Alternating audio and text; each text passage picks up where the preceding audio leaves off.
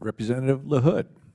Well, thank you, Mr. Chairman. Let me thank the witnesses for your valuable testimony here today and for this conversation. And I'm pleased that the committee is discussing the potential impact of the PRC's strategy to dominate three particular important industries: semiconductors, shipbuilding, and drones. Mr. Newhouse touched on this in his comments, but if you look at China's Made in China 2025 and the 14th five-year plan, the Chinese Communist Party has made it clear that they intend to challenge the United States' global economic leadership, and they are actively advancing their goals as we speak.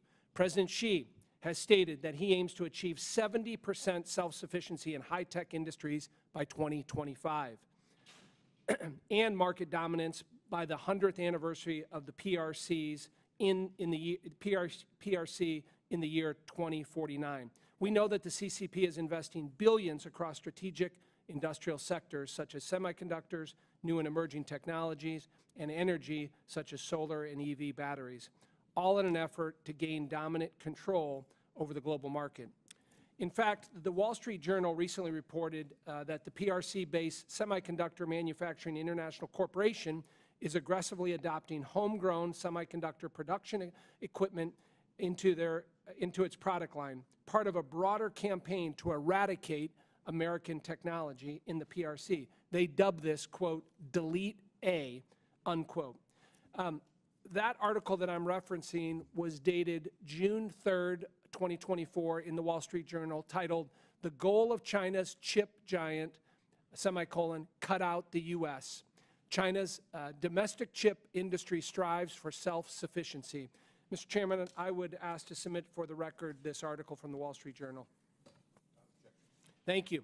Whether it be through subsidized state-owned enterprises that do not play by the same rules as their competitors, the use of coercive tactics to manipulate the global market, or forcible transfers of technology and intellectual property, the CCP clearly is willing to do whatever it takes to achieve this goal.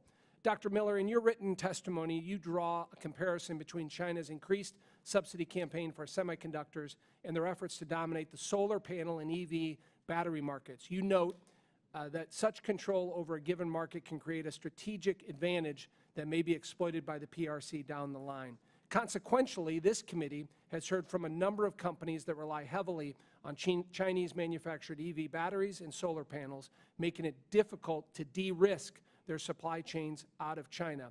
Can you talk a little bit about what steps we need to be making to work with our allies and trading partners to prevent the over-reliance on Chinese legacy semiconductors and avoid similar flashpoints? Representative, today, as I mentioned in my oral remarks, most foundational semiconductors are manufactured in the West, in the United States, in Japan, in Europe, or in Taiwan. But that's changing as China invests more right now. And so the key for policy measures is to stop the new investment that's being made in China from reaching Western markets in large quantities. I think there are several approaches you could take to address this problem. The first is trade measures. The second is restrictions on the use of Chinese components in critical systems. And the third is to restrict the access of individual Chinese firms that are particular challenges or security risks to sell into U.S. markets. I think some mix of these policies would be an effective response to the risk that we become more reliant, excessively reliant on chips produced in China. And those three things you mentioned, how do you grade the current administration on the implementation of those three? There have been steps taken on each of those fronts, but I think there is more work to be done. And as a follow-up, you draw a distinction between legacy semiconductors and advanced small node semiconductors. When we in Congress talk about semiconductors, it's rare that the distinction is made. Should we be approaching policy solutions that would apply broadly to both advanced and legacy chips, or is it more effective to distinguish between those two types of technologies? Representative, I think we need to distinguish between these two categories. In advanced chips, we and our allies have a major technological advantage over China. When it comes to foundational semiconductors, China in many cases is close to the cutting edge in foundational chips, and so our ability to restrict their access to technology is less significant in the sphere of foundational semiconductors.